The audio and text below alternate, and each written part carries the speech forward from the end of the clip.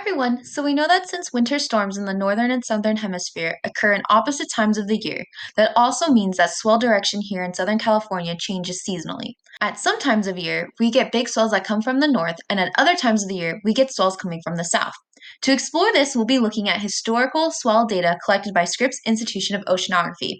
Let's start by going to the Coastal Data Information Program, or CDIP, which you'll find linked in the next slide.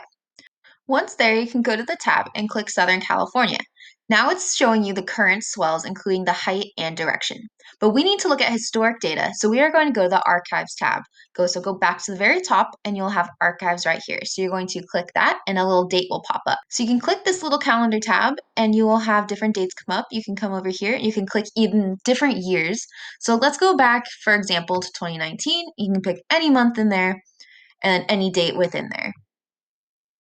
So then once that date pops up in California, it'll go back to the date that you chose. So now you can see the historic swell data from June 2019.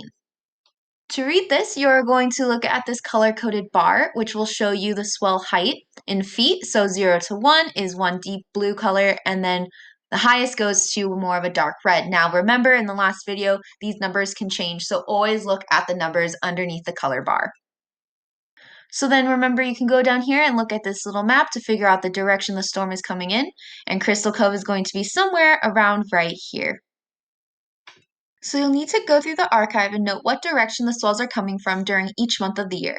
Then when you're done, you can compare that information to your notes about which direction the Crystal Cove North Beach is facing and see if you can determine when swells might impact our beach the most. That's it. Go ahead and move on to get started.